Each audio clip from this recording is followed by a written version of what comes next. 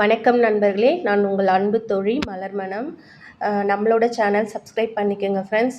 நான் இயற்கை உணவு, நவதானியம், சிறுதானியம் பற்றின விழிப்புணர்வு வீடியோ தான் உங்களுக்கு பதிவாக போட்டுட்ருக்கேன். கண்டிப்பாக நீங்கள் இந்த வீடியோலாம் பாருங்கள், உங்களுக்கு நல்லது தான் நடக்கும். உடல் ஆரோக்கியம் நமக்கு நல்லதாக இருக்குங்க. அதனால தான் நான் இந்த பதிவே ஆரம்பிச்சிருக்கேன். இப்போ நம்ம செய்ய போகிறது வல்லாரைக்கீரை சூப்பு. ஆல்ரெடி என்னோடய சேனலில் வல்லாரைக்கீரை ஜூஸ் செய்கிறது எப்படின்றது போட்டிருக்கேன். பார்க்காதவங்க அதை போய் பாருங்கள். இப்போ இதை நம்ம செய்கிறது பார்த்துக்கலாம்.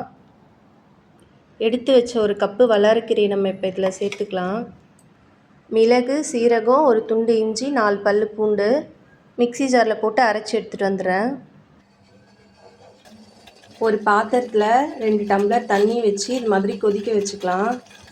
அரைச்சி எடுத்துகிட்டு வந்த ஜூஸை இப்போ இதில் நம்ம சேர்த்துக்கலாம். நல்லா 2 நிமிஷம் கொதிக்கிட்டோங்க, தலன்ட்டு. நம்மளோட சூப் ரெடி ஆயிடுச்சு. இப்போ இதை நம்ம பவுலில் மாற்றிக்கலாம்.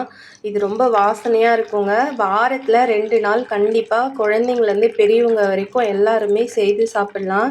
இது வள்ளல் பெருமான் அருளிய ஞான மூலிகையில் ஒன்றுங்க. அவர் 5 ஞான மூலிகை சொல்லியிருக்காரு. வல்லாரைக்கீரை அதிகமாக எடுத்துக்கலாம். நம்மளுக்கு நல்ல ஒரு சிறப்பான ஒரு மருந்து தான் அது. கண்டிப்பாக உங்கள் வீட்டில் எல்லோரும் இது ட்ரை பண்ணி பார்த்துட்டு எப்படி இருக்குன்னு சொல்லுங்கள் ஃப்ரெண்ட்ஸ். அதுக்கு முன்னாடி இந்த சூப்பை வெறுமனமே நம்ம சாப்பிட்ணும், இதில் கார்ன்ஃப்ளெக்ஸ்லாம் எதுவும் போட்டு சாப்பிடாதீங்க. தயவு பண்ணி இப்படியே எடுத்துக்கோங்க. உப்பு சொல்ல மறந்துட்டேன், தேவையான அளவு உப்பு போட்டுக்கோங்க ஃப்ரெண்ட்ஸ். இவ்வளோ நேரம் என்னோடய சேனலை பார்த்தவங்க எல்லாருக்கும் நன்றி.